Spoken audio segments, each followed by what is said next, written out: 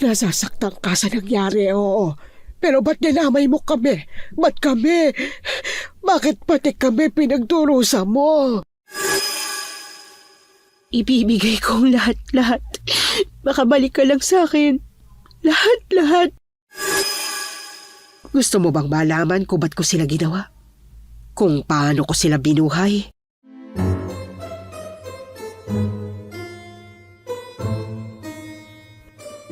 Hindi madaling mawalan ng minamahal. Pero, paano kung may mag-alok sa'yo ng pagkakataon na makasama silang muli? Kukunin mo ba? Ganyan po ang tema ng ating kwento ngayon. Pero bago ang lahat, kung bago lang kayo sa aming channel, please like, subscribe, and hit the notification bell para updated kayo sa tuwing may bago kaming kwento. Nag-a-upload po kami ng kwento 2 hanggang 3 beses sa isang linggo. At ngayon, para sa tampok nating kwento.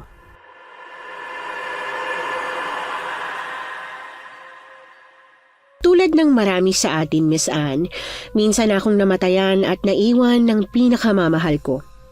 Imbis na tanggapin yon, magluksa at magpatuloy tulad ng iba, ako at si Almay humanap ng paraan para maibalik sa amin ang mga mahal naming binawi na ng langit. Kung paano yun nangyari at ano ang naging kapalit ng pagkakasalang yon, ay malalaman nyo na kung paglalaanan nyo ng oras ang liham at kwento ng tulad naming minsan ng nakipagsayaw sa kapangyarihan ng dilim.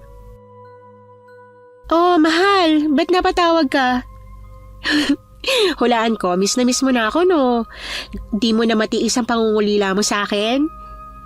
O ano, ba't di ka makapagsalita? Kinikilig ka, no? Ang mister kong patay na patay sa akin. Kinikilig na naman po. Hayaan mo na, kaya mo pa yan. Bukas naman uwi ka na, diba? Dapat, pero hindi ko na talaga kaya. Sus naman talaga, di ano? Hindi ko na lang to ibababa, naka-unli ka ba? Ako kasi oo, kung hindi ka naka-unli, end call ko muna to, tapos ako na lang ang tatawag sa'yo. Ba't pa ako magtitiis sa call? Kung pwede naman na sa personal na tayo mag-usap. With matching yakapan pa habang nagkukwentuhan. Ha? Teka, nakababa ka na ba? May kapalit ka ng konduktor? Meron. Yung bagong hire. Napakiusapan ko na mag-start na ngayong araw. Kaya nakauwi na ako. Nasa bahay ka na? Pauwi pa lang ako galing kina Estong. Pinalayas ko yung kapring nagkagusto sa nobyang dinala niya rito galing Maynila. Wala pa ako sa bahay. Wala? Nasaan? Nandito. Nakatingin sa pinakamagandang babae sa buong mundo na may bitbit na native na manok sa isa niyang kamay at nagbablush habang kausap ako. Agad akong napangiti at natigil sa paglingalinga nang makita ko siya sa kabilang kalsada. Kumaway siya sa akin. Tatakbo na sana ako papunta sa kanya nang biglang may humarurot na bus, dahilan para mapamura ako sa gulat. Sira ulo! Alam mo nang nasa bayan ka at nasa pedestrian lane, ang bilis-bilis mo magpatakbo? Paano kung naka-aksidente ka? Nakasagi, nakasagasa, ano sabihin mo? Sorry? Diyos ko talaga, nakakasira ng gabing kaserong yun. Napalitan ng kaba at pagkabahala ang init ng ulo ko nang hindi ko makita si Marco mula sa dati niyang kinatatayuan. Kasabay ng pagdagundong ng dibdib ko habang hinahanap ko kung saan siya napunta ay ang nagkakagulong hiyawan ng mga tao. Pagtingin sa direksyon na pinagmumula ng kaguluhang yon, nakita kong nakatumbang motorsiklo. Ang driver nito ay may tinuturo. Sa di kalayuan nakita ko ang duguan kong asawa. Nabangga si Marco. Agad siyang isinugod sa ospital ngunit dineklara siyang dead on arrival. Pagkatapos kong marinig yun, walang araw na hindi ko yon maalala. Naiwan yung nakaukit sa aking isipan. Pa, ano pong ginagawa niyo rito? Ano sa tingin mo? Di chinecheck Sana tumawag na lang kayo. Sasagot naman po ako. Di nyo na kailangang bumiyahe pa papunta rito. Sasagot? Julie, 1 linggo na kitang sinusubukan tawagan. Hindi ko makontak ang phone mo. Dali-dali kong hinanap ang phone ko. Nang makitang dead bat yon, hindi na ako sumagot kay Papa. Huwag niyo buksan! Anong wag? Bakit wag? Bakit? Vampira ka na ba? Aswang na takot sa araw? Hindi po. Masakit lang sa mata. Paanong hindi ka maninibago sa araw? Simula nang mamatay si Marco, Hindi ka na lumalabas dito. Pa, Nung nilibing ang asawa mo, ang sabi mo bigyan lang kita ng ilang linggo para magluksa. Malungkot na ibinigay naman namin sa'yo. Pero Julie, 2 buwan na ang nakakalipas at sa inaasta mo, parang kahapon lang nangyari ang lahat. anong gusto mong gawin ko, pa? Anong gagawin ko? Ganun nga ang nararamdaman ko. Ganun ang pakiramdam ko. Pakiramdam ko kahapon lang nangyari ang lahat. Pakiramdam ko, kanina lang ako namatayan. Tingin niyo ba, hindi ako napapagod magkulong dito, magmukmok? Napapagod ako, pa. Napapagod ako magluksa, umiyak. Napapagod ako sa pakiramdam ko na para akong mamamatay. Sa bigat at sikip ng dibdib ko. Pero kahit gusto kong takasan, kahit ano pagtakas ko, hindi ko kaya. Hindi ako makawala eh. Gusto mo ako maging maayos na? Maniwala ka sa akin, gusto ko rin po yun. Pero paano? Paano pa? Paano ako magiging maayos kung maski pagbangon sa kama, paglunok ng tubig? Ang hirap-hirap gawin. Namatayan ako, pa. Naiwan ako mag-isa. Julie, hindi lang ikaw ang namatayan. Hindi ikaw ang unang asawang nabalo.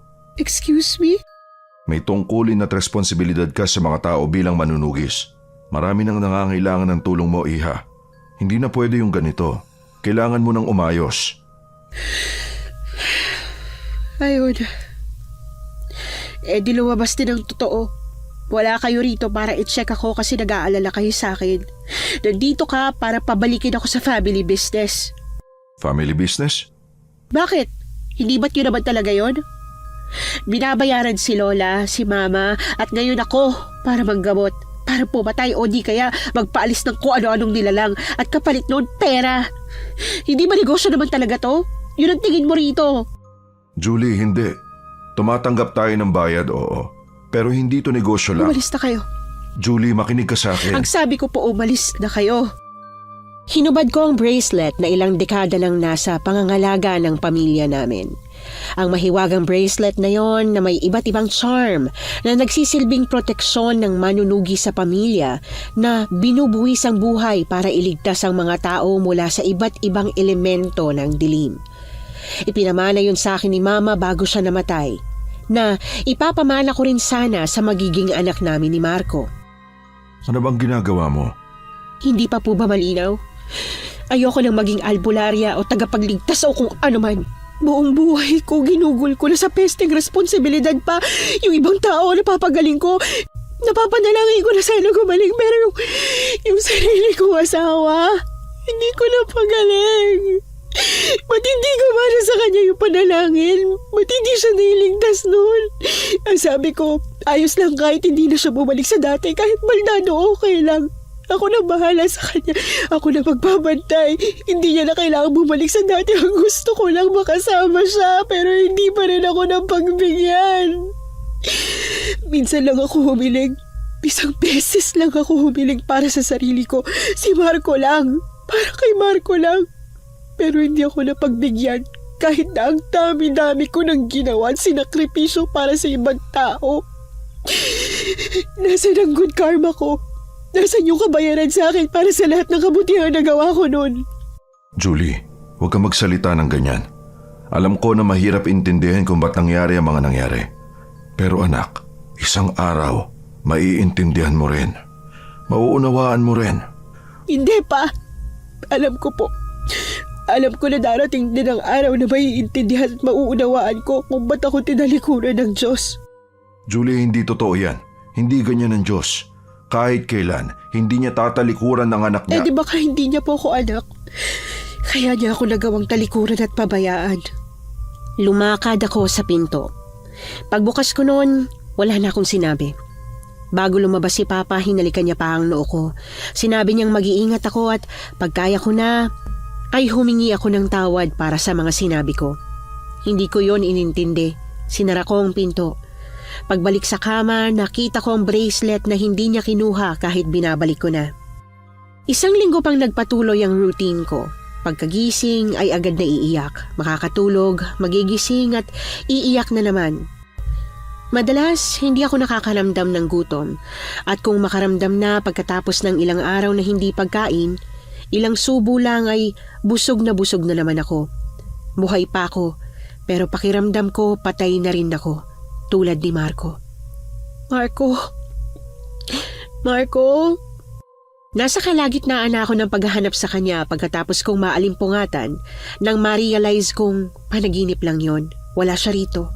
Hindi siya bumalik para sa akin. Bumalik ako sa kama. Kinuha ko ang picture niya at umiiyak na hinaplos ang mukha niya. Ibibigay ko ang lahat-lahat. Makabalik ka lang sa akin. Lahat, Marco. Tulong! Tulungan niyo po ako! Ate Julie! Parang awa niyo na po! Tulungan niyo po ako! Tumakbo ako sa pinto para buksan yon. Nakita ko si Sisi. Kilala siyang ulila sa lugar namin na binubuhay ang sarili sa pagbebenta ng balut. Pagsara niya ng pinto, nanginginig siyang yumakap sa akin. Tulungan niyo po ako, ate! Tulungan niyo ako! Ayoko pong makain nila! Ayoko pong sumunod kay Kuya Ronnie!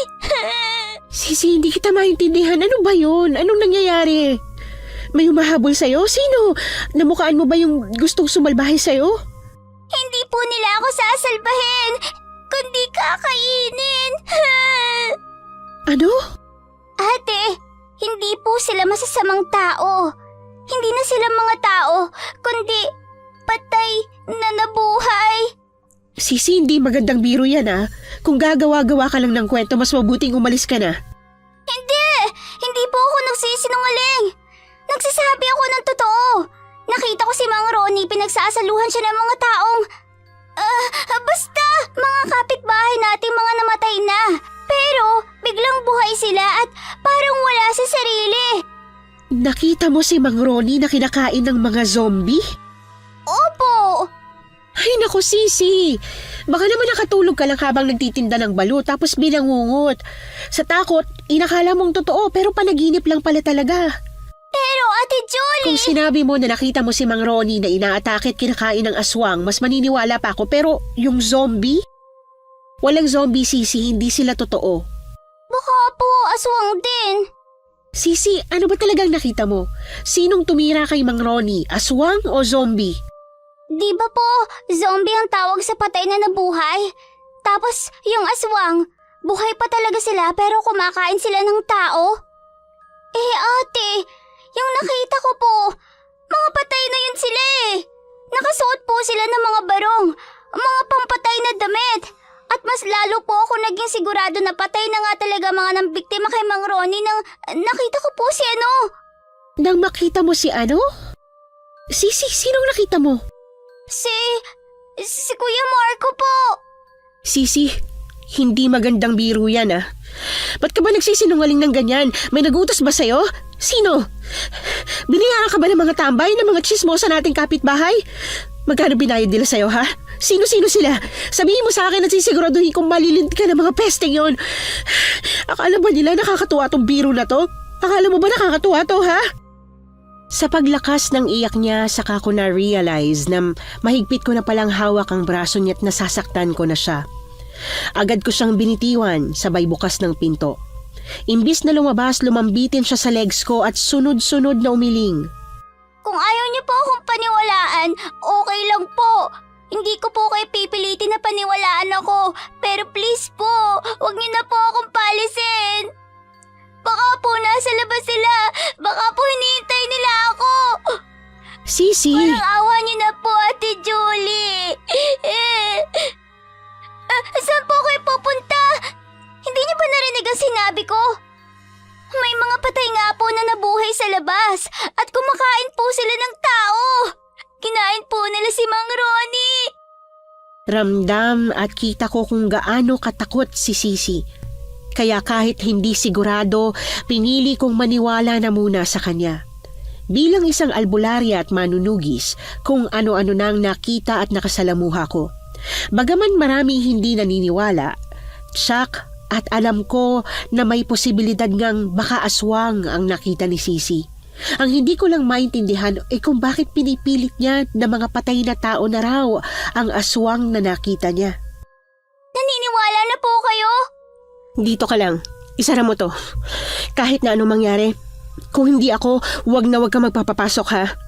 Haharapin niyong mag-isa yung mga aswang, Ate Julie. Alam niyo po kung paano sila papatayin. Kinuha ko ang buntot pagi sa ilalim ng higaan ko. Kinuskusan ko yun ng asin at tahimik na inerosyonan. Nang lalabas na ako, bigla niyang hinawakan ang braso ko sabay suot sa akin ng bracelet na akala ko'y hinding-hindi ko na susuotin.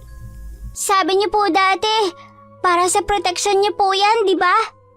Nasuot niyo po yan para masiguro niyo na kahit anong mangyari, makakauwi pa rin kayo sa pamilya niyo. Kay Kuya Marco. Alam ko pong wala na si Kuya Marco. Pero gusto ko po na ligtas pa rin kayo makauwi. Bumalik po kayo ha. Kasi ihintayin ko po kayo rito. Gaya ni Kuya Marco. Saglit akong natulala at natauhan lang nang marinig ko ang kakaibang pag-alulong ng aso sa paligid. Ingay na ginagawa lang nila kapag may iba silang nararamdaman. Kung sino o ano man ang nanggugulo sa atin, tatapusin ko sila ngayon. Saka ako babalik dito. Babalikan kita. Kapag po nakita niyo si Kuya Marco, sana maalala niyo na hindi na siya yon.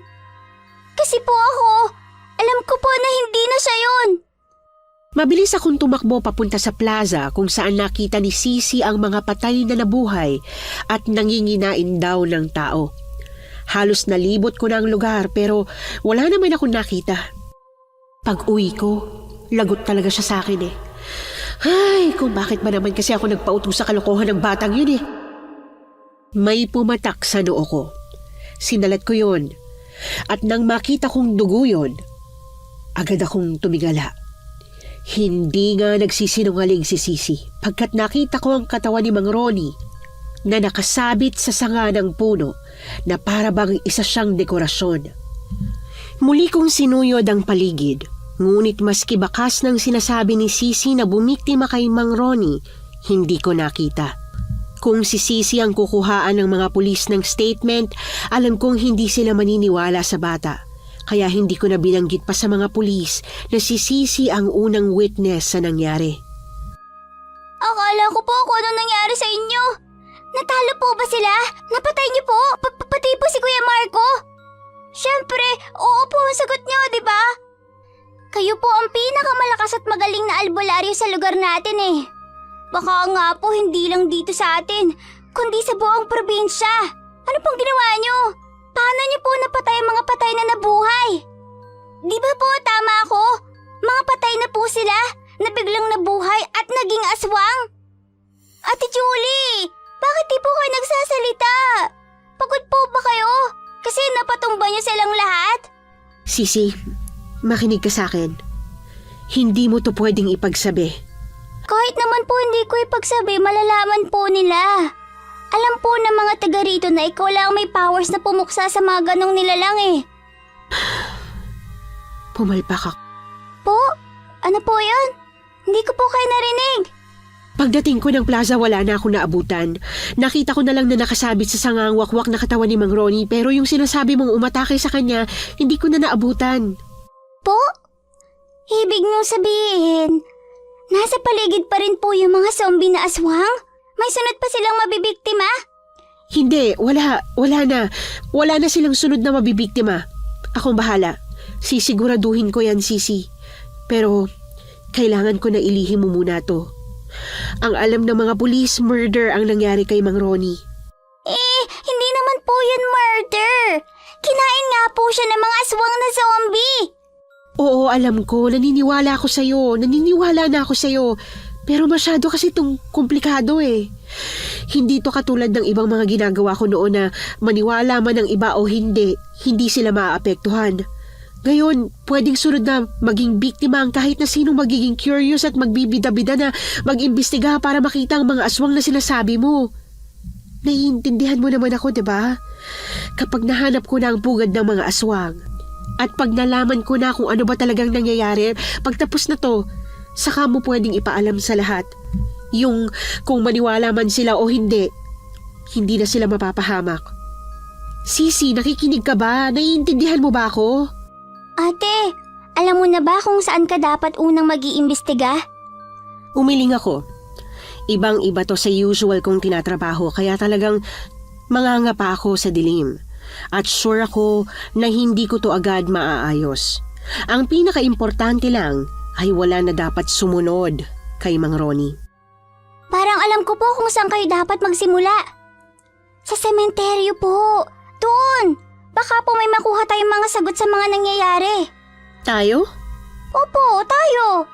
Ikaw at ako. Ako at ikaw. Magtutulungan po tayo. Hindi, delikado. Ate, ako ang nakakita sa mga aswang na yon. Hindi mo pa sila nakita, di ba? Mas alam ko po kung ano ba talaga yung hinahanap mo. Saka, di ba? Kung di ko po sinabi sa'yo na sa sementeryo natin dapat umpisahan ng paghahanap ng mga sagot sa mga nangyari, hindi niyo po yun maiisip. Hindi niyo po yun naisip kasi ayaw niyo talagang pumunta ng sementeryo. Dahil po kay Kuya Marco? Sisi, Ayaw niyo pong malaman kung tama talagang nakita ko na talaga pong bumabangon si na Kuya Marco mula sa hukay at nangangain ng tao. hindi aswang ang asawa ko, Sisi. Opo, alam ko po. Pero ate, ang dami-dami niyo na pong napatay at naagarbyadong mga elemento. Hindi niyo po ba naisip na baka isa sa mga kamag-anak o kalahi ng mga elemento na yun ang ginagantihan kayo? Na baka po si Kuya Marco ang ginagamit nila sa paghahasik ng lagim para makaganti sa'yo? Kasi alam nila na masasaktan ka kapag nakita mo si Kuya Marco na kampo na nila? At kung yun nga po ang nangyayari, hindi po ba mas okay yun? Yung magbabantay tayo sa sementeryo para po sakaling bumangon sila, mapipigilan nyo na silang makapunta sa ibang lugar para mambiktima. At sasama po ako. Hindi ako papayag na hindi. Lalo na't sigurado po ako na kailangan nyo ako. Kaya ko ang sarili ko, Sisi. Dito ka na lang. Pag nandito ka, mas maiintindi ko ang kailangan kong gawin. Ate, kailangan mo po ako. Ako pong aalalay sa'yo sakaling bigla kang mawala sa wisyo pagkakita mo kay Kuya Marco. Bukod sa pagiging mapilit niya, may point din si Sisi. Mula nang mamatay si Marco, kahit na alam kong imposible, paulit-ulit akong humihiling ng isa pang chance para makasama siya. Kung sakaling nabubuhay nga siya ulit, sa hindi malamang dahilan, tama siya. Mawawala ako sa sarili ko, kaya kailangan ko siya at ang gabay niya. Ate, okay ka lang po ba? Nilalagnat ka ba? Nanginginig ka kasi. Okay lang ako. Sure po kayo? Parang hindi. Yung itsura nyo kasi, parang ngayon lang kayo nakatapak dito simula nung nilibing si Kuya Marco. Pinanlisikan ko siya ng mata. Imbis na tumahimik, malakas siyang suminghap. Bago siya makapagsalita, tinakpan ko na ang bibig niya. Dito ka muna, lookout kita. Ang kulit naman. Hindi naman po ako magpupumilit sumama sa'yo. Ibibigay ko lang po ito. Dinukot niya mula sa fanny pack niya ang isang kandila, posporo at chocolate biscuit na paborito ni Marco. Para kay Kuya. Ano to? Suhol? Para hindi ka niya kainin sakaling tama ka nga nang nakita? Hanggang ngayon ba nagdududa ka pa rin sa akin? Tama nga po ako nang nakita. At tumpak kayo ulit. Medyo suhol nga po yan para safe ako. May tatanong nga pala ako sa'yo. Gusto ko na magsabi ka sa akin ng totoo, ha? Sure na sure ka na si Marco ang nakita mo, pero hindi mo sinabi na kinain ni Marco si Mang Ronnie. Hindi mo ba sinabi dahil hindi mo nakita na kinain niya si Mang Ronnie? O hindi mo sinabi na kinain din ni Marco si Ronnie dahil alam mong masasaktan ako? Hindi ko sinabi kasi hindi po siya nakikikain kay Kuya Ronnie. Nakatayo lang po siya malapit sa mga zombie na aswang. Parang nagmamasid o naghihintay. Pero hindi po siya kumain. Biglang kumidlat. Sa gulat ni Sisi, agad siyang napahawak sa akin at nagpalinga-linga. Ilang saglit pa, ang maliwanag na langit kanina ay bigla na lang kumulimlim. Bago bumagsak ang ulan, yumuko ako kay Sisi. Po, bakit mo ako pinapauwi? Ang akala ko may deal tayo na sasamahan kita. Natutulungan kita sa pagtugi sa mga zombie na aswang. Wala naman akong sinabi na hindi pwedeng mag-change of plans, diba? Pero ate... Change of plans, Sisi. Di dapat ako pumayag na sumama ka rito.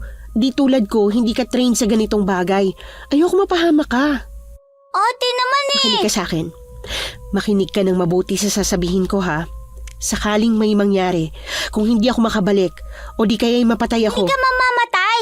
Bakit ka mamamatay? Ikaw ang pinakamagaling na manunugis at albularya. Sisi ako muna. Tumingin ka sa labi ko at intindihin mo ang bawat salitang lalabas dito ha. Nakikita mo ba tong bracelet na suot ko? Kunin mo to. Pilitin mo na makuha to pag may nangyari sa akin. Hindi to pangkaraniwan. Kaya ka nitong protektahan mula sa kahit na anong elemento o nilalang. Pati po sa multo? Pati na rin sa multo. Pero mas gusto ko po na kayo pa rin ang poprotekta sa akin. Kaya po please, pilitin niyo po matalo ang mga zombie na aswang. Kahit parang imposible. Yumakap siya sa akin. Sa kauna-unahang pagkakataon, pakiramdam ko, meron ulit akong rason para lumaban at mabuhay. Pag-alis ni Sisi, naghintay ako malapit sa nag-iisa at pinakamatandang puno ng Nara. Sa paglalim ng gabi, unti-unti akong nakaramdam ng pagod na pilit kong nilabanan. Pagsapit ng hating gabi, sumuko na ako sa paghihintay. Sakto sa pagtayo ko, nakarinig ako ng kakaibang ungot at mabibigat na paghinga. Paglingon ko sa likuran, nakita ko na sa wakas ang tinutukoy ni Sisi. Isa-isa kong inusisa ang mukha ng mga nilalang na hindi ko pa sigurado kung ano ba talaga. Nang hindi ko makita si Marco, hinanda ko na ang buntot ng pagi. Hindi ka nila sasaktan. Dahan-dahang humawi ang lipon ng mga taong sigurado kong namatay na, ngunit ngayon ay buhay na buhay at parang aswang o zombie. Lumapit sa akin ang matandang babaeng may itim na balabal sa ulo. Wala kaming planong saktan ka. Sino ka? At yung mga nasa likod mo, ano sila? Anong ginawa mo sa kanila? Ano sila? Aswang. Hindi. Minsan na ako nakapatay ng aswang. Buhay ang mga yon. Buhay dapat sila na parang tao. Pero yung mga kasama mo, hindi na sila buhay. Namatay na yung mga yan. Imposibleng sinasabi mo. Ako ang may gawa sa kanila ka, Julie. Kaya mas alam ko kung ano sila kaysa sayo. Mga aswang sila. Gusto mo bang malaman kung ba't ko sila ginawa? Kung paano ko sila binuhay? Kung paano bumuhay ng patay para magawa mo rin ang ginawa ko sa pinakamamahal mong si Marco? Nakita ko kung anong ginawa ng mga aswang na yan kay Mang Ronnie. Ayoko. Kahit na gustong gusto ko pang makasamang asawa ko, hindi ako mapayag na gawin mo siyang tulad nila. Hindi ko hahayaan na bastusin mong asawa ko na gawin mo siyang aswang. Sino bang nagsabi na gagawin ko siyang tulad lang nila? May ismid siyang sumulyap sa mga aswang, saka may panghahalinang tumingin sa akin. Hindi tulad nila, kundi tulad niya. Kunot noo ko siyang pinakatitigan. Ilang saglit pa, may pag-iingat at takot na lumakad sa gitna ng lipon ng mga aswang ang isang dalagita. Paglapit sa matanda, agad itong nagtago sa likuran niya. Tulad niya. Narinig kita. Ang hindi ko maintindihan, anong tulad niya ang pinagsasasabi mo? Tinakpan niya ang tainga ng dalagita. Ang galing mo, no? Maski ikaw hindi napansin na minsan na siyang binawi sa akin. Alice, pwede mo ba itong ibigay sa kanya? Huwag kang mag-alala, hindi kanya sasaktan. Pag-abot ni Alice sa akin ng mga picture, naramdaman ko ang init ng katawan niya. Pagkakita ko sa larawan na kuha sa araw ng libing ni Alice, tuluyan na akong naniwala. Paano mo ginawa to? Kung kaya mong bumuhay ng tao nang maayos, yung asal at kilos tao pa rin sila, bakit hindi mo ginawa na lahat sila tulad ni Alice? Bakit sila aswang? Bakit siya hindi? Nekromansera lang ako, Julie, hindi Diyos. Tulad ng kakayahan mo bilang albularya at manunugis, may limitasyon din ang kakayahan ko. May kabayaran ang ganitong gawain at mahal ang kabayarang yon.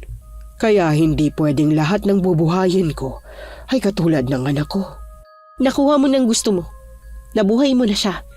Pero bakit kailangan mo pang bumuhay ng iba para maging aswang? Bakit gumawa ka pa ng hukbo ng mga aswang? Para saan? Pamproteksyon kay Alice. Sakaling hindi ka pumanig sa amin. Talagang hindi! Nagluluksa lang ako pero hindi pa ako nababaliw. Hindi ako ako papanig sa inyo. Kahit pa sabihin kaya kong buhayin ang asawa mo, katulad ng ginawa ko sa anak ko, na hindi tulad ng Diyos mo, hindi kita ipagkakanulo at tatalikuran.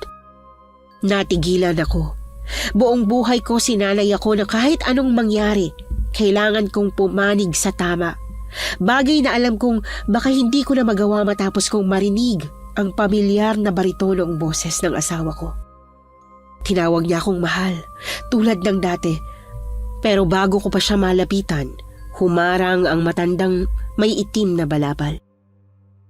Anong ginagawa mo? Tumabi ka! Ibalik mo sa akin ang asawa ko! Marco! Marco, ako to! Si Julie! Asawa mo ko! Ako ang asawa mo, Marco! Please! Please! Please! Hindi siya makikinig sa'yo. Hindi pa. Pagkat hindi ko pa sinasabi. Anong ginawa mo? Paano mo siya nabuhay? Paano buhay na buhay siya? Nakita ko nilibing siya. Na tinabunan ang hukay niya. Talaga bang yan ang gusto mong gawin, Julie? Ang magtanong? Hindi ang mayakap ang asawa mo ang muli siyang makasama? Maniwala ka sa akin. Alam ko ang nararamdaman mo. Tulad mo, namatayin din ako. Alam ko kung paanong malunod sa sakit ng pangungulila. Kung paanong sa araw-araw ay wala kang ibang magawa kundi ang magluksa. Alam ko ang ginawa ko, Julie. Alam kong malaking pagkakasala ito sa Diyos na wala tong kapatawaran at may malaking kabayaran. Pero kahit ano pa yon, mas gusto kong magbayaran ang lahat ng yon. Hindi ba't alam mo yon? Hindi ba't ramdam mo yon? Na mas madaling masunog ka sa impyerno kaysa mabuhay pa ng isang araw na wala si Marco sa piling mo. Ate, wag! Sisi? Ate, wag! Huwag kang pumayag! Huwag ka pa magpadala sa sinasabi na hukluban na yan! Kung buhay pa po si Kuya Marco, yung totoong Kuya Marco, hindi po siya papayag na gawin niyo to, di ba? Tsaka magagalit po siya pag nalaman niya nakipagkasundo ka sa nekromansyang yan at pinagkanulo mo ang lahat ng umaasa sa'yo. Ate, katawan lang yan ni Kuya Marco. Mukha niya lang po yan, pero hindi na po siya yan. Huwag kang pumayag, huwag kang magpasilaw sa panloloko niya. Muli akong napatingin sa nekromansera nang may hinugot siya sa kanyang tagiliran. Punyalyo na hinagis niya malapit sa aking paanan. Kung sa tingin mo mali na binuhay ko pang asawa mo para sa'yo, ikaw ang magtama nito. Ako ang magtama nito? Anong ibig mo sabihin? Ano ipapagawa mo sa akin? Binuhay ko ang patay na, Julie, para maitama ang ginawa ko. Ano sa tingin mong kailangan mong gawin? Hindi ba't ang patayin sila? Pagtapos mo sa unang pagkakamali ko na kailangan mong itama, saka mo kami hanapin para isunod ang iba. Hawak ang kamay ni Alice, tumalikod siya sa akin at lumakad palayo. Sumunod sa kanya ang lipon ng mga aswang. Tanging si Marco na lang ang naiwan sa harapan ko. Pigil hininga at nangingilid ang luha, dinampot ko ang punyal. Dahan-dahan akong lumapit sa kanya. Tinuto ko ang patalim sa kanyang leeg, ngunit bago ko siya magilitan para maitama ang malaking pagkakamaling ito, nagsalita siya. Tinawag niya ang pangalan ko. Nakilala niya ako. Ate Julie! Hindi ko kaya. Hindi ko siya kayang patayan, Sisi. Pero ate, yun ang tama. Hindi na po yan si Kuya eh. Siya to! Siya pa rin to! Yung init ng balat niya, yung pagtingin niya sa akin, yung pagtawag niya sa pangalan ko, lahat yun, siyang siya. Pero Ate Julie... Kung ikaw ang mabigyan ng pangalawang pagkakataon na makasama ang mga magulang mong patay na, hindi ba tatanggapin mo yon? Hindi ka ba papayag kahit na alam mong mali? Mas gugustuhin mo bang patayin mismo ang mga magulang mo gamit ang sarili mong kamay para maitama lang ang lahat-lahat? Sisi, buong buhay ko, parati kong inuunang iba, parati kong inuunang tama, hindi ba pwedeng kahit ngayon lang? Sarili ko muna. Yung gusto ko muna. Yung kailangan ko muna. Si Marco ang kailangan ko. Ate, naiintindihan po kita. Gusto po kitang intindihin. Pero po kasi, pag ginawa mo to, hindi ka lang po basta kakampi roon sa nekromansera at sa hukbo niya ng mga aswang na aswang lang pala talaga at hindi zombie. tatalikuran mo rin po ang mga sinumpaan mong tungkulin bilang manunugis. Di ba po, yun yung kapalit ng lahat ng to, na kapag tinanggap mo ang biyayang to, hindi ka na pwedeng makialam. Kailangan mo na magbulag-bulagan sa tuwing may aatakihin at bibiktimahin ng mga lipon ng mga aswang. At si Kuya Marco, opo nga, buhay siya. Mainit siya, pero patay na siya. Patay na muling binuhay. Hindi na siya tulad ng dati. Aswang na rin ba siya tulad ng mga lipon na nekromansera? At kung oo po ang sagot doon, kaya mo bang pumatay ng tao para ipakain kay Kuya Marco sakaling magutom siya? Ate Julie, please. Alam ko na sa mga oras na to, ang hirap-hirap gawin ng tama. Pero sana po, mahanap mo sa puso mo na gawin yon. Kahit hindi ngayon, kahit hindi agad-agad. Ate, please. Huwag niyo po sanang tuluyang talikuran ang pagiging mabuting tao niyo. Alam mo ba kung anong paulit-ulit kong pinapanalangin nung nasa ambulansya pa kami nung gabing namatay si Marco? Sabi ko, tatanggapin ko siya. Kahit pa maging ano siya, basta hindi siya mawawala sa piling ko. Hindi mo pa maiintindihan yun ngayon kasi bata ka pa, pero pag malaki ka na, pag nagmahal ka na tulad ko, baka magets mo kung bakit hindi ko magawang pumanig sa tama at sa dapat sa mga oras na to. Inalis ko ang bracelet sa aking palapulsuhan at nilagay yon sa palapulsuhan ni Sisi. Nangingilid ang luhang tumingin siya sa akin. Sa mga oras na yon, alam at tila tanggap niya na tulad ng nararamdaman kong pagtalikod sa akin ng Diyos nung kinuha nito si Marco, ay tinalikuran ko na rin siya at ang buong sityo. Pagkatapos ng gabing yon, minarapat kong lumipat sa mas malayo at liblib na lugar, sa lugar na walang makakakilala sa akin, at lalong-lalo na kay Marco. Bukod sa hindi ko naririnig ang tibok ng puso niya, tila wala namang problema kay Marco. Yun ang akala ko. Kitty B? Kitty B? Shhh! Kitty B, nasan ka na ba? Kakain na! Ayaw mo ba kumain? Malakas kong tinaktak ang lata ng cat food sa pakainan ng pusa namin. Madalas marinig niya pa lang ang unang tawag ko, nagkakandara pa na yon palapit. Pero ngayong araw, maski anino niya, wala. Mahal, nakita mo ba si Kitty B? Ano yung nasa labi mo? Dugo ba yan? Dugo ng ano? Ito, wala to. Dugo lang to. Nakagat ko lang ang labi ko kanina. Nasaan si Kitty B? Anong ginawa mo sa kanya? Pinatay mo ba siya? Pinatay mo nga. Kinain mo. Kinain mo yung pusa natin. Inabot ko ang labi niya. Pagpunas ko ng dugo paalis doon, nakumpirma kong hindi nga yun sa kanya. Tinabig niya ang braso ko at tatalikuran na sana ako nang hinila ko siya paharap sa akin. Napahawak ako sa kamay niya. Paulit-ulit yung tinapik nang bigla na lang niya akong sinakal. Halos ibaon niya ako sa dingding sa galit niya. Marco, bitiwan mo ko. Marco, nasasaktan ako. Ano ba? Hindi na siya madaan pa sa pakiusap. Sa takot ko na baka mapatay niya ako gawa ng galit niya, pilit kong inabot ang unang bagay na nakapako sa mesa. Garapon yon ng asin. Ang gusto ko lang bitiwan niya ako, kaya ako sinaboy yon sa kanya. Hindi ko akalain na gaya ng ibang elemento at aswang na nakalaban ko noon, masasaktan siya. Umusok ang balat niya't nalapnos. Wala na akong nagawa kundi panoorin siyang tumakbo papuntang kakahuyan pagkatapos ng nangyari.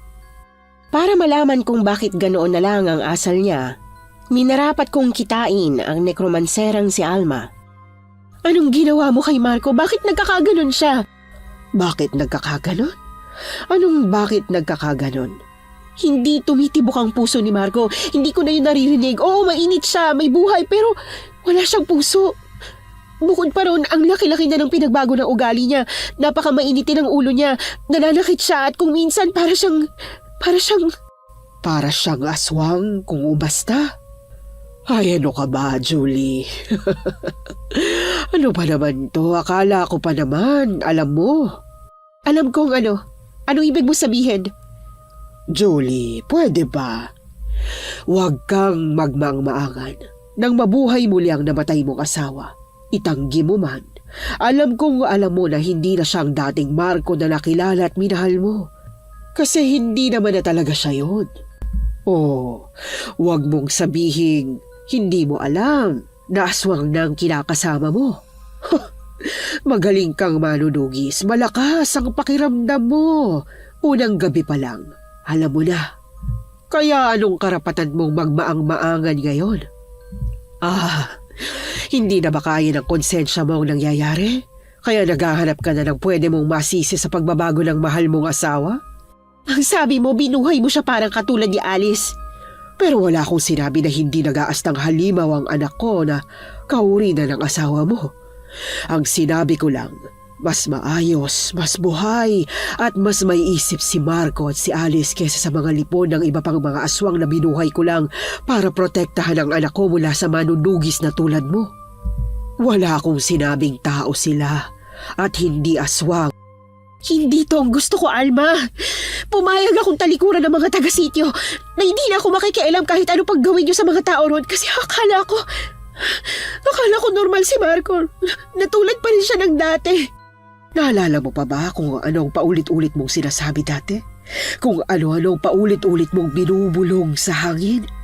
Hindi ba't ikaw nagsabi na bumalik lang siya sa'yo kahit ano pa siya, tatanggapin mo? Ba't ngayon ayaw mo? Ba't ngayon may iba ka pang kondisyon? Bakit ngayon hindi mo na matanggap ang pagiging halimaw niya? Pasalamat ka nga, madali siyang naibalik sa'yo. Agad kayong nagkasama nang wala kang kinakailangang gawin at isakripisyo. Ako, taon ang hinintay ko. Dumaan ako sa butas ng karayom at nakipagkasundo sa demonyo para lang makuha ang gusto ko. Ano? Oo, Julie, tamang narinig mo. Nakipagkasundo ako sa demonyo dahil para sa tulad nating kinunan at tinalikuran ng Diyos, ang demonyong kayang ibigay ang gusto natin ang tanging kakampi natin. Hindi. Hindi? Ano ibig mong sabihin doon? Na hindi mo kayang kumampi sa dilim? Sa amin? Sa kasamaan? Hindi mo ba naiintindihan na sa ginawa mong pagbubulag-bulagan at pagtalikod sa mga taga-sityo, kumampi ka na rin? Hindi lang sa mga aswang, kundi pati na rin sa demonyo. Hindi ako makapaniwala. Sunod-sunod na pumatak ang luha ko. Luha ng takot at pagsisisi sa mga nagawa ko. Marahil naramdaman ni Alma na kaunti na lang matatauhan na ako. Hinawakan niya ang braso ko at pinagdaop ang aming mga mata. Nagawa mo ng pikitan ng mga nangyayari. Kailangan mo na lang ipagpatuloy ang ginagawa mo. Mahal mo ang asawa mo, hindi ba? Kung totoong mahal mo siya, tulad ng pagmamahal ko kay Alice, tatanggapin mo siya. Gaano man kapangit ang bagong siya. Binitiwan niya ang braso ko. Inaasahan niyang aalis na ako. Na muli akong magtatago sa baryo kasama ang asawa ko.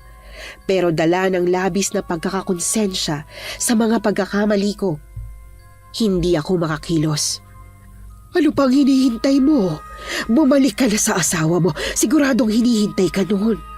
Maring hindi pa kasing halimaw ng mga lipod mo si Alice pero unti-unti siyang nagiging ganon. Talaga bang masisikmura mo na makita ang ganong pagbabago sa anak mo? Paano mo kinakaya na dahil sa ginawa mo, sa ginawa natin? Yung dating taong hindi makabasag pinggan, unti-unti nang nagiging walang puso. Matanong kita, Julie. Mas kaya mo bang patayin muli si Marco kaysa isakripisyo ang mga taong hindi mo naman kilala? Pero inosente ang mga taong yun. Wala silang kasalanan sa nangyari sa atin, kaya ba't silang pinagbabayad natin? Nasa iyo pa rin ang punyalin, di ba? Kung mas pipiliin mo ang sangkatauhan kaysa sa asawa mo, alam mo lang ang kailangan mong gawin. Pero Julie, pag pinatay mo si Marco, tatanggapin ko yon bilang pagtutol mo sa kasunduan natin. Hayaan kitang bawiin ang buhay na ibinigay ko kay Marco, pero hindi ang kay Alice. Magkakamatayan muna tayo bago mo makanti maski isang hibla ng buhok ng anak ko. Umalis ka na. Ginawa ko ang gusto niya. Payapa akong umalis at lumakad ng walang eksaktong patutunguhan. Pakiramdam ko, nabalik lang sa ayos. ang aking pag-iisip nang marinig ko ang boses ni Papa habang binubuksan niya ang gate ng bahay. Niyakap niya ako. Nang marinig ko ang kalmadong pagtibok ng kanyang puso, tuluyan na akong humagulgol. Saan ka nagpunta ha? Magdadalawang linggo ka na namin pinaghahanap. Ano nangyari sa'yo? Alam mo ba ang nangyayari sa sityo? Takot na ang mga tao ron. Gabi-gabi may mga nabibiktima ang aswang. Tsaka yung Porcelas, nakita ko yung suot ng bata. Si Sisi, binigay mo raw yun sa kanya? Bakit? Iha, ano bang nangyayari sa'yo? Sabihin mo sa akin. Sabihin mo kay Papa para maintindihan ko. Hindi niyo po maiintindihan. Kahit anong paliwanag ang sabihin ko sa inyo, hindi niyo ako maiintindihan pa. Paano niyo ako iintindihan maski ako hindi ko maintindihan kung bakit ko nagawa yun? Tumingin ako sa mukha niya. Nang makita kong hindi na siya nagulat, sumagi sa isip ko na baka nasabi na ni Sisi ang nangyari. Hinihintay niya lang na ako ang umamin. Gusto niya na sa bibig ko yon magmula. Patawarin niyo ako, Pa. Naging mahina ako. Nagpadala ako sa tukso. Hindi ko lang pinagkanulo ang sityo kundi pati na rin si Marco. Naging makasarili ako. At ang pagiging selfish kong dahilan kung bakit nagkagano ng asawa ko. Akong sumira sa kanya, sinira ko siya, inayaan ko maging makasalanan siya. Alam ko walang kapatawaran ang nagawa ko pero gusto ko na pong itama ang lahat. At para magawa yon, alam mo naman kung ano ang kailangan mong gawin, di ba? Ano ang pinakaunang kailangang maitama? Kailangan ko pong patayin si Marco, Pa. Hindi naman kailangang ikaw. Alam kong mahirap para sa'yo, kaya pwede naman ako na lang. Ako na ang tatapos sa kanya. Kailangang ako, Pa. Gusto ko na ako. Nangyari ang lahat ng to kasi alam ng nekromanserang si Alma na hindi ko kayang patayin si Marco. Ginamit niya ang asawa ko para makuha ang gusto niya. Para mamanipula niya ako. Para maparating sa kanya na hindi siya nagtagumpay. Na hindi tulad niya, kaya ko pang itamang pagkakamali ko. Na may mga pagkakamaling kaya pang ayusin tulad nito. Mang Julio! Mang Julio, si Sisi po ito! May kailangan po kayong malaman! Mang Julio! Pagbukas ni Papa ng pinto, agad na natigilan si Sisi nang makita niya ako. Noong una, hindi pa siya makapaniwala. Inalog niya ang braso ko. Nung makumpirma niyang hindi siya pinaglalaruan ng mga mata niya, yumakap siya sa akin. Nandito ka na ulit! Bumalik ka na! Tama ako! Kahit anong mangyari, hindi mo matitiis na pagharian ng mga aswang ang lugar natin. Si Kuya Marco! Nasaan si Kuya Marco? Tinama mo na po ba yung ginawa ng nekromansera?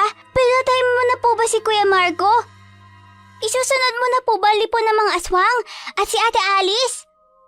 Siya nga po pala, may nalaman po ako. Hindi po aksidente nangyari kay Kuya Marco. Sinadya po na mabangga siya at mapatay. Ano? Sino naman na may gawa nun? Sino gagawa nun kay Marco? Ay wala naman siyang kaaway. Kahit kailan wala siyang nakagalit. Yung nekromansera! Siya po ang nasa likod ng lahat ng ito. Ipinapatay niya po si Kuya Marco kasi alam niya po na pag napatay si Kuya at binuhay niya si Kuya para sa'yo, saka ka lang kakampi sa kanya. Parte po ito ng plano niya para maproteksyonan si Alice. Julie, sandali! Anong pinaplano mo? Saan ka pupunta? Babalikan kong walang yang yon. Siya palang mas kailangan kong unahin kaysa kay Marco. Alam kong galit ka. Gusto mong makagante para sa ginawa niya sa inyo ni Marco.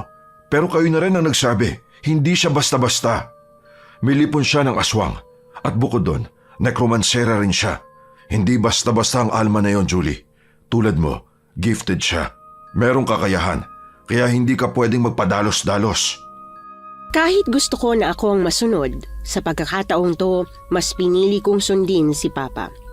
Nagbaka sakali ako na kung hindi ko haharapin ang lahat ng ito ng mag-isa, na hindi tulad nung nagluluksa ako'y hihingi at magpapatulong ako sa mga taong nagmamahal sa akin. Baka mas mapadali ang pagtatama ko sa lahat. Ate, anong ginagawa mo? Bakit mo tinatapon yung pagkain? Shh! Baka marinig tayo ni Papa. Ba't mo nga kasi tinatapon yan?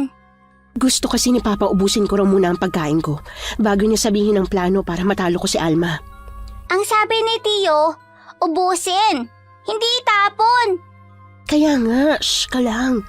Hindi naman niya malalaman kung di mo idadaldal eh. O sige, di ko na idadaldal.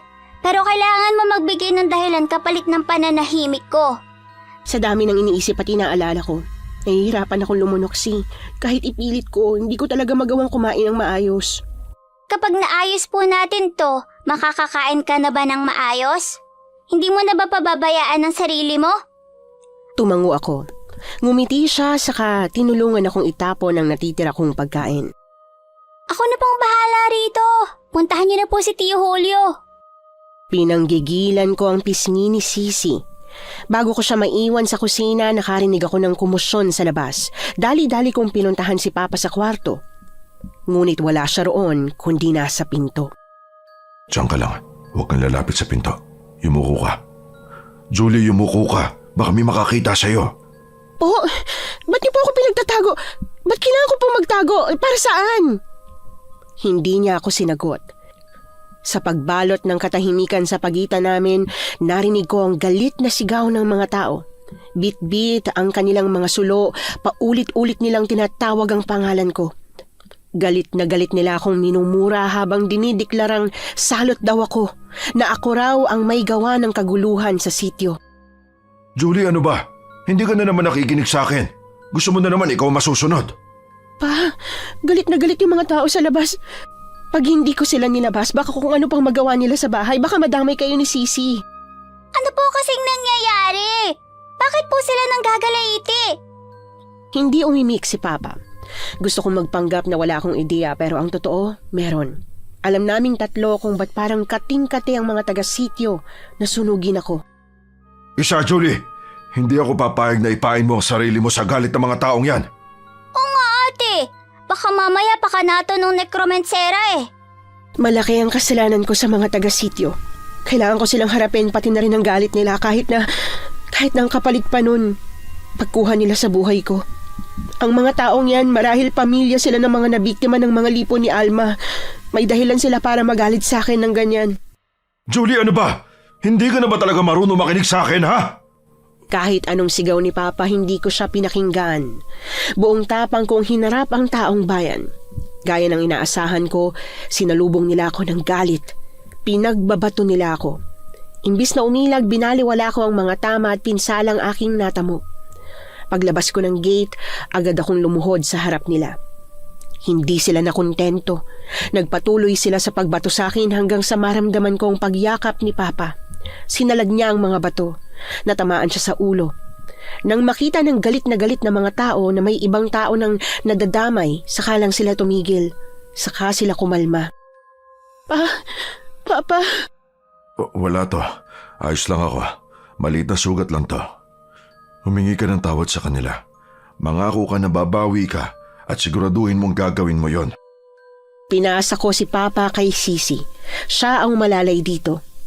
Inutusan ko silang pumasok na sa loob pero hindi nila ako iniwan. Totoo ba ang sinasabi nung si Alma? Na dahil nilabag mo ang batas ng langit at ng Diyos, pinarurusahan niya ang lahat ng taga-sityo?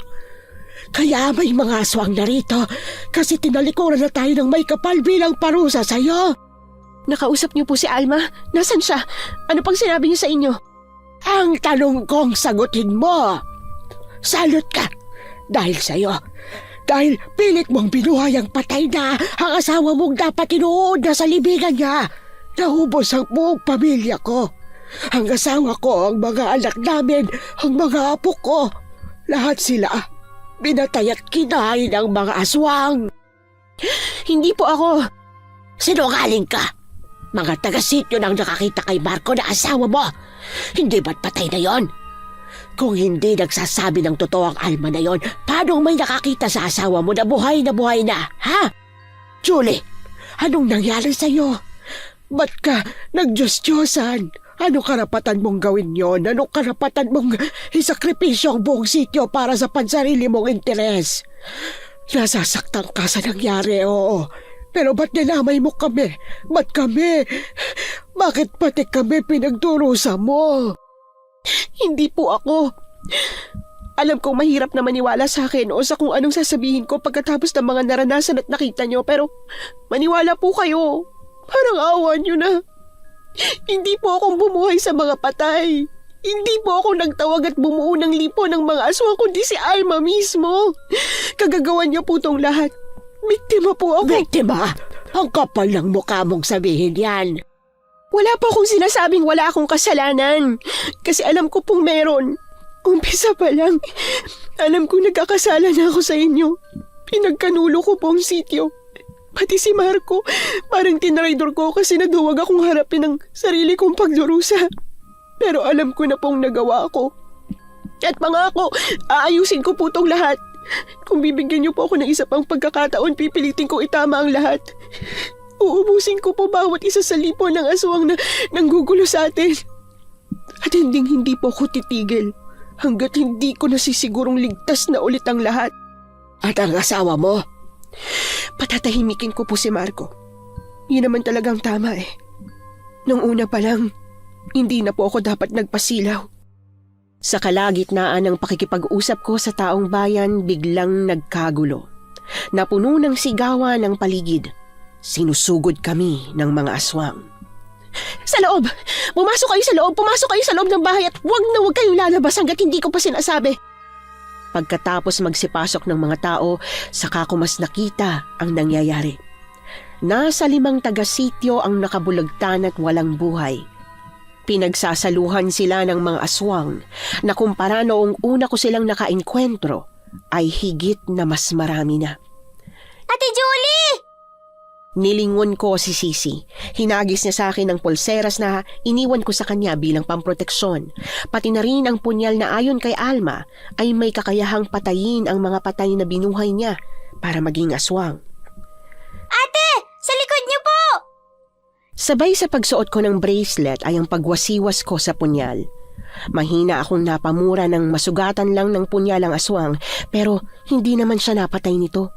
Imbis na magpanik, muli kong pinaikot sa ere ang punyal at inispin ko yon sa aswang. Saglit lang itong natigilan ngunit muli itong sumugod sa akin. Sa dami nila, talong-talo ako. Natumba ako nang may humila sa paa ko.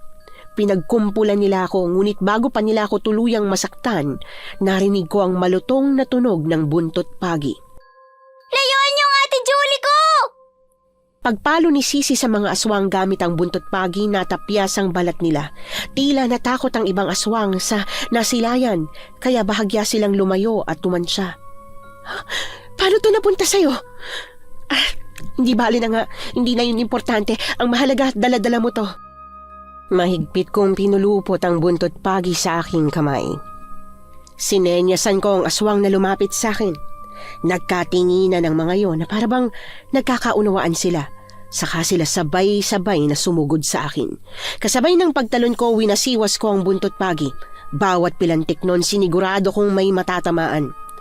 Nang maubos ko ang grupo ng mga aswang na alam kong pinasugod din dito ni Alma, pagkatapos niyang ibunton sa akin ang Sisi para sa bagay na siya naman talagang may gawa, halos hindi na ako makakilos pa. Nung sigurado akong ligtas na ang paligid, napahiga na lang ako dala ng pagod at pagkahilo habang pilit kong hinahabol ang aking paghinga. Julie anak. Anak. Ang Ilan po? aswang na napatay niyo. Hindi ko po sigurado ang saktong bilang. Pero sure akong lampas 100 sila. Hindi ang aswang, kundi ang napatay nila sa pag-atake nila. Hindi na yun mahalaga. Ang importante, ang kailangan mo lang malaman ay mas marami kang nailigtas ngayon. Opo ate. Kung hindi dahil sa'yo, sigurado mas marami pa sana mabibiktima. Agad akong napahawak sa aking tagiliran nang makaramdam ako ng kakaibang hapdi at sakit. Inangat ni Sisi ang t-shirt na suot ko para makita kung ano ba yon. Ate, kagat! Nakagat ka! Tio Julio, nakagat po siya ng aswang! Ilang beses po siyang nakagat, kaya pala nanghihina si ate. May kagat po siya. Ibig sabihin ba nun, magiging katulad na rin siya ng mga pinatay niya? Magiging aswang na rin siya? Nagawa ko pang tumawa bago ko ipakita kay Sisi ang suot kong bracelet. Tio, ano pong ibig sabihin nun? Huwag ka mag-alala, hindi ako magiging aswang. Sabi ko naman sa'yo, diba? Malakas na pamproteksyon ng bracelet na to. Kailangan lang akong gamutin ni Papa tas magiging okay na ako. Totoo po ba yan, Tio? Nagsasabi po ba siya ng totoo? Gagaling po siya? Mapapagaling niyo po siya? Naalala kong naka-oo pa ako kay Sisi ng isang beses bago ko tuluyang nawalan ng malay. Hindi ko alam kung gaano ko katagal na nakatulog. Ang alam ko lang, napanaginipan ko si Marco. Siya ang dahilan kung ba't humahangos ako ng magising. Tio Julio, gising na po si Ate Julie. Bilis po at tumatayo na siya agad eh. Ate, ano bang gagawin mo? Magpahinga ka muna. Hindi ako nagpaawat kay Sisi. Sumilip ako sa bintana at nang makitang gabi na at bilog na bilog ang buwan, agad kong dinampot ang buntot pagi ko. Julie, Kailangan ko nang mahanap si Marco pa. Kailangan ko na pong matapos ang paghihirap niya. Julie, nangihina ka pa. Kailangan mo muna makabawi ng lakas. Paulit-ulit akong umiling kay Papa. Namalayan ko na lang na humahagulgol na ako habang nakabitin sa braso niyang pilit akong inaawat. Kailangan ko pong mahanap si Marco pa. Kailangan ko na matapos ang paghihirap niya. Napanaginipan ko po ang asawa ko pa. Humihingi siya ng tulong sa akin. Hirap at pagod na raw siya. Gusto niya na po magpahinga. Gusto niya na pong mapayapa at hindi yun mangyayari hanggang patuloy siyang ginagamit ni Alma para sa kasamaan niya. Nang makita niya kung gaano akong kawasak, wala na siyang choice kundi ang hayaan ako. Pinainom niya na lang ako ng pinakuluan niyang erbal, saka tuluyang hinayaang umalis. Lumabas ka na. Huwag ka nang magpakahirap na magtago. Sisi, alam ko na tinakasan mo si Papa at kanina mo pa ako sinusundan. Hi, Ate Julie. Promise, hindi po talaga kita sinundan para sumama sa'yo. Sinusundan lang kita para ibigay ito sa'yo. Inabot niya sa akin ang fanny pack niyang punong-puno ng asin. At saka hindi rin ikaw ang pinagtataguan ko. Actually, hindi po talaga ako nagtatago. Medyo lang. Part po ito ng pag-iingat ko. Sakaling may pinadala na naman palang bagong asawang ang bruhang si Alma. Nasa akin na lahat ng kailangan ko. Pwede ka nang bumalik kay Papa. Nang mag-isa? Paano po kung may makasalubong akong aswang? Bilis, ihahatid na kita. Di ba nga po nagmamadali kayo makauwi sa baryo kung saan nyo tinira si Kuya Marco? Sama nyo na lang po ako para makatipid sa oras. Sisi, hindi pwede. Gusto ko pong maging tulad nyo, ate. Sa lagay nyo, mukhang malabo na po na mag-asawa kayo. Ibig sabihin, malabo na rin na mag-anak kayo, pero tatanda po kayo. At? Pag matanda na po kayo, mahirapan na po kayong manugis. Kailangan nyo ng tagapagmana. Kailangan ng sityo at ng kalapit lugar natin ng bagong mahihingian ng tulong. Gusto ko po sana, pagdating ng panahon, ako ang hahalili sa inyo. Pwede naman po yun, di ba? Kung sanayin niyo ako ngayon pa lang, may chance na maging kasing galing niyo po ako balang araw. Ngayon mo lang nasasabi yan. Kasi akala mo astig yung ganito. Pero pag nasa iyo na yung bigat ng responsibilidad ng pagiging manunugis o tagapagligtas, pagsisisihan mong hiningi mo sa akin ang pasaning to. Hindi po. Tulad niyo. Baka mapagod ako. Pero hindi ko po ito pagsisisihan. Tama ako, di ba? Hindi niyo naman pinagsisihan ang pagiging manunugis niyo. Ang pinagsisisihan niyo lang naman ay yung nagpadala kayo sa tukso, di ba? Hindi yung bigat na kayo pang parating taya sa ganitong problema. Bilang na ang oras ko kaya hindi na ako sumagot pa. Hindi ko na rin siya tinaboy. Kesa mapahamak siya pag bigla kaming maghiwalay, hinayaan ko na lang siyang bumuntod sa akin. Ate, malayo pa ba? Ba't kailangan kasi natuktok pa ng bundok mo itira si kuya? Pwede namang sa hindi na ganun kaliblib. Wala naman pong nakakakilala sa inyo rito. Natatakot ako na baka may makakita kay Marco na kakilala namin kaya pinili ko na tumira kami malayo sa lahat. Yun ang pilit kong pinaniniwalaan nung nakaraan kahit nasa kaloob-looban ko, alam ko naman talaga kung bakit ko siya dito dinala. Po? Una pa lang, alam kong may kakaiba na kay Marco pero hindi ko yun pinansin. Pinikitan ko yun dahil masyado kong nangungulila sa kanya. Nung unang beses ko siyang mayakap at wala akong naramdaman na tibok ng puso sa dibdib niya, noon pa lang, alam ko na may mali sa kanya. Alam kong isang araw magdadala siya ng problema, kaya nilayo ko siya sa mga tao sa pag-asang wala siyang ibang makakasalamuha. Wala siyang masasaktan. Pero may nasaktan pa rin siya. Nasaktan niya ako, tas yung pusa namin kinain niya. Kung hindi ko lang siguro nadampot yung asin sa mesa, baka napatay niya na ako sa galit niya nung kinumpronta ko siya tungkol sa ginawa niya sa pusa. Ang tanga-tanga ko kasi. Pwede po ba na tanga at matalino at the same time? Sa paningin ko ate kasi ganun ka. Ano? Opo, tanga nga na naniwala ka na yung Kuya Marco na naibalik sa'yo ay yung Kuya Marco na minahal at pinakasalan mo. Pero matalino ka rin po. Matalino ka sa part na pagkatapos ng patayin si Kitty B, kahit pusa lang yun, kumilos ka na para itama ang lahat. Hindi mo gina-justify yung ginawa niya. Natauhan ka na agad at ngayon, nandito na tayo. Hindi po lahat kayang gawin yung ginagawa niyo ngayon. Ilang taon ka na nga ulit? Kung magsalita ka parang mas matanda ka pa sa akin Naalala mo po ba yung tinanong mo sa akin bago ka lumayo kasama si Kuya Marco version 2.0? Tinanong mo ko kung hindi ko ba gugustuhin na mabuhay ulit ang mga magulang ko at makasama sila. Hindi po ako nakasagot noon pero ngayon, meron na akong sagot. Gusto ko po. Kahit kanino mo naman itanong yan, malamang oo ang sagot nila. Sino ba naman na ayaw muling makasamang pinakamamahal nila? Ang dami kong sinasabi, hindi ko na alam kung saan papunta. Basta ang point ko, hindi niyo po kailangan maging sobrang harsh sa sarili niyo. Kasi tao lang po kayo. Nagiging alipin at napangungunahan ng emosyon. Nagkakamali. Ang mahalaga, handa po kayong akuin at itama ang pagkakamaling yon. Teka, yan na po ba yon? Yung bahay nyo? Yan na nga. May tao po? Sino? Si Kuya Marco? Ang sabi niyo po tumakas siya. Na magbabaka sakali lang tayo. Ba't parang nandyan nga siya at naghihintay sa inyo? Humawak sa akin si Sisi. Lumingalinga ako at binantayan ang paligid. Wala naman akong nakitang kakaiba.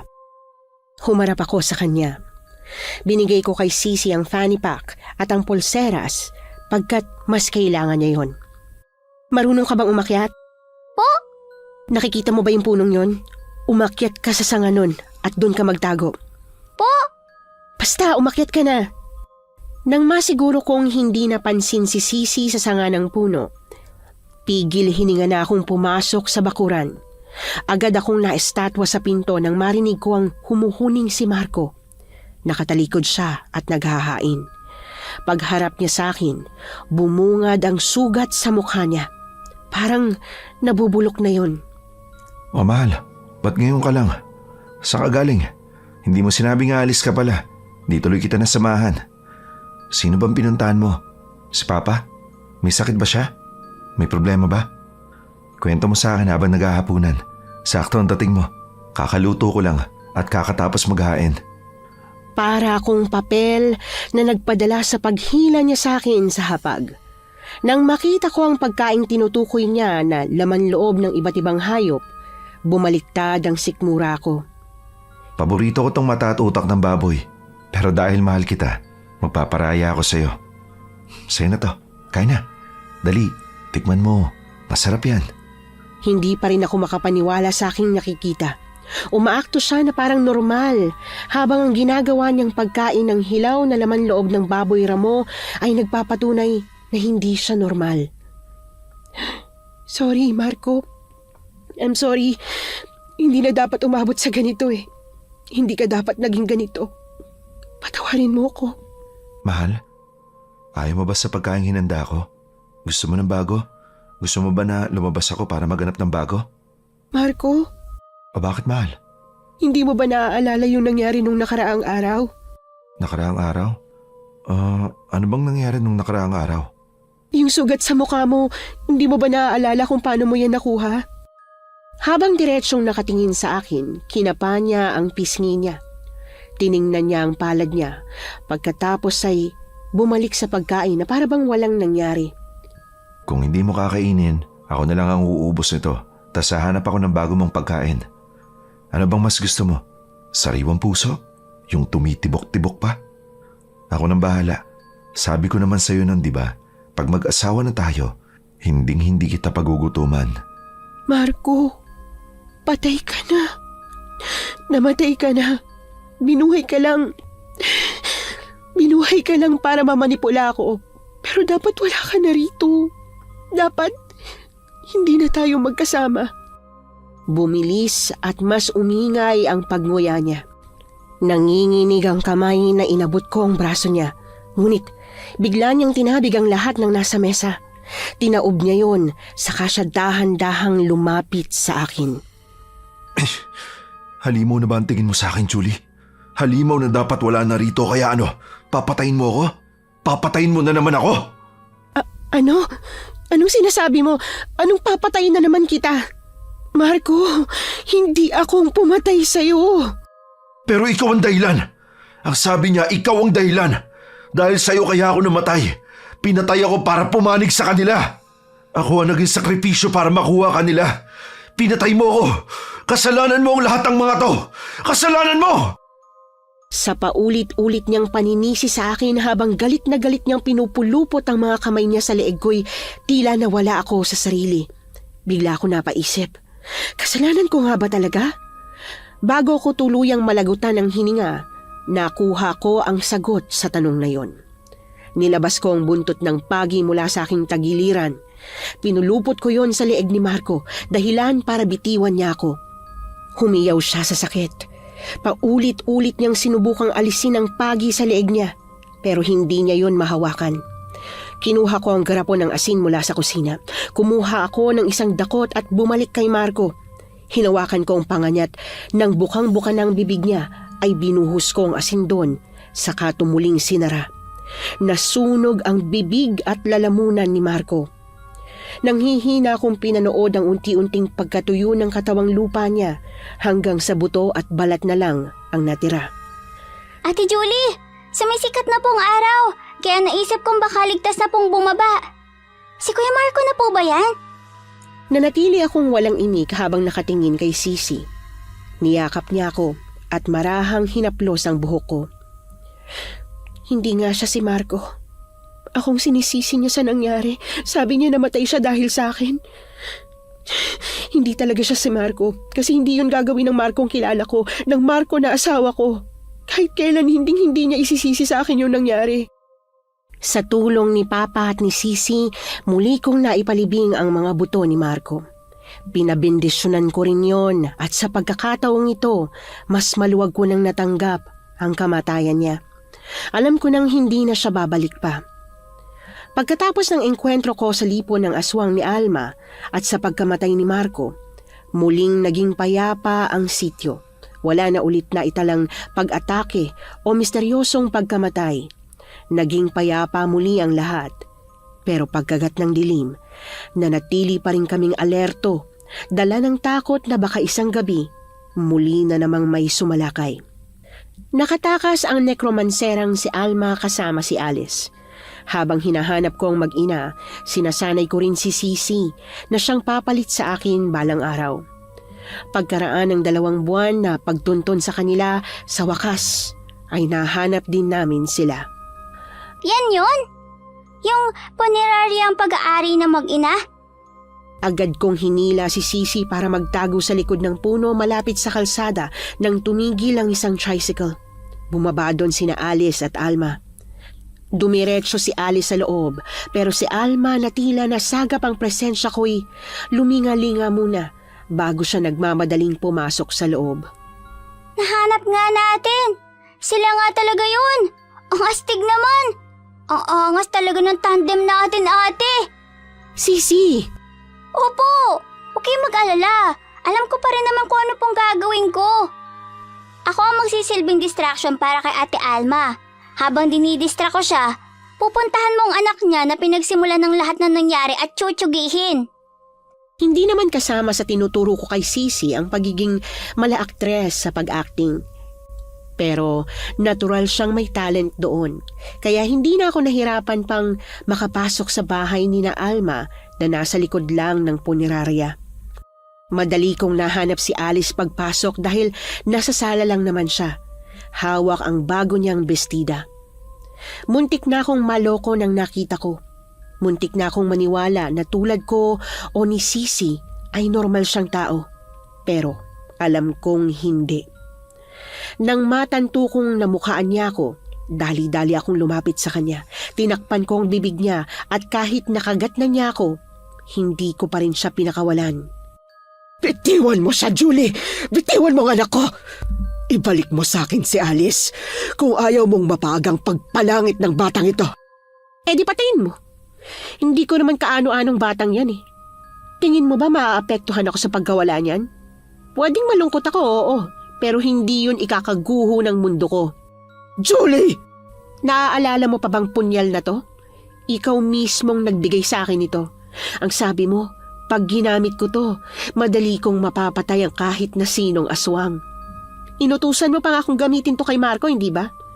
Pero hindi naman to gumana kaya inayos ko na lang. Ngayon, konting daplis lang, masasaktan at manghihina ng kahit na sinong aswang. Dinasalan ko kasi to. Inorasyonan. Wag! Pakakawalan ko ng alalay mo. Wag mo lang sasaktan ang anak ko.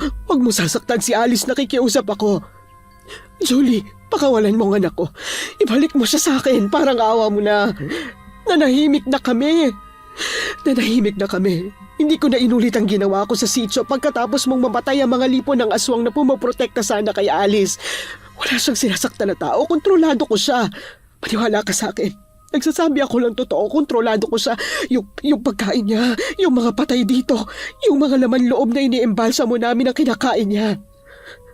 Wala siyang ginagawang masama. Wala siyang sinasaktan, kaya parang awa mo na wag mo siyang kukunin sa akin. Sa ngayon, maaring kontrolado mo siya. Pero paano pag nagtagal? Paano pag may nangyari sa'yo? Pag bigla ka na lang nagkasakit, pag bigla ka na lang namatay. Pag nangyari yon, hihiling ako na isunod mo na siya sa akin. Saka ko papayag na patayin mo siya, pero habang buhay pa ako, hindi mo siya pwedeng saktan. Alma, patayin na siya. Mahirap pero kailangan mong tanggapin yun. Hindi tayo pwedeng magdesisyon na parang tayo ang Huwag Diyos. kang maingay. Hindi niya alam at hindi niya pwedeng malaman. Alice, anak, huwag kang makinig sa kanya.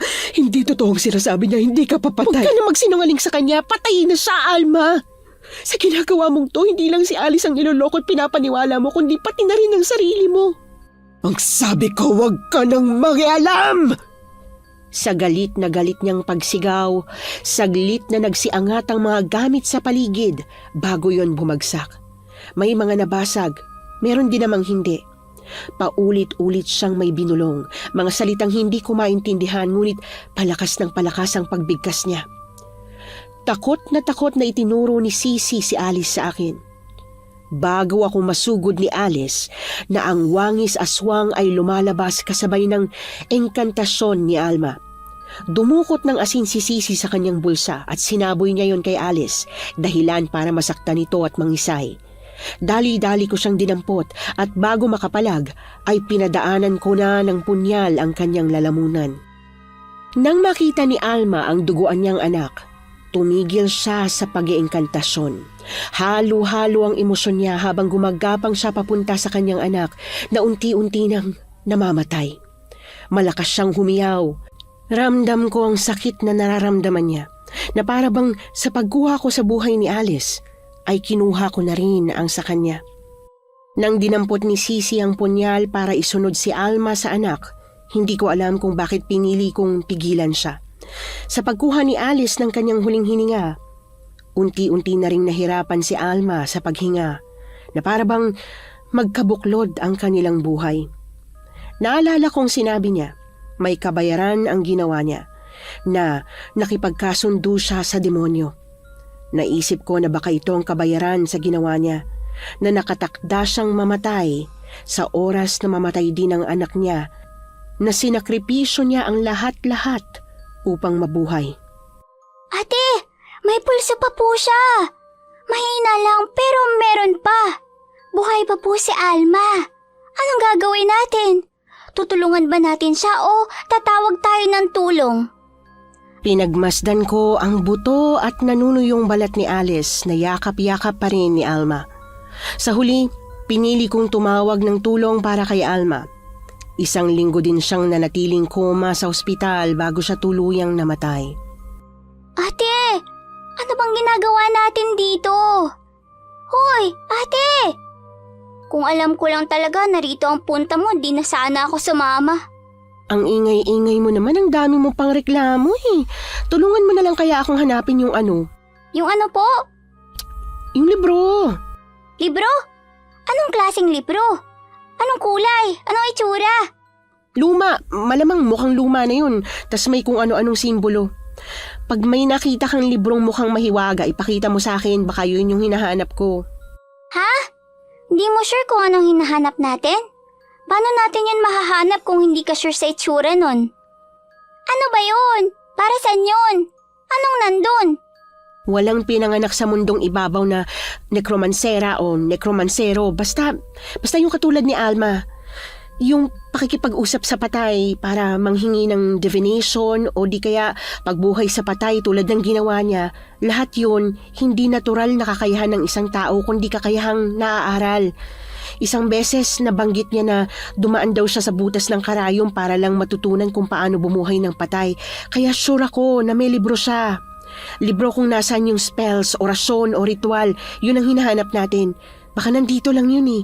Kailangan nating makita yun, kaya tulungan mo ko at mamaya ka na magtanong ng magtanong, okay?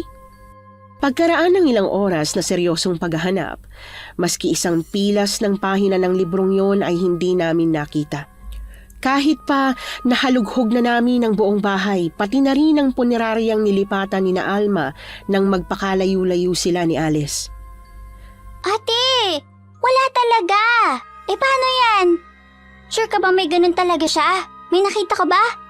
Wala akong nakita pero sure ako na dapat may ganun siya eh. Di ko lang alam kung saan niya tinago.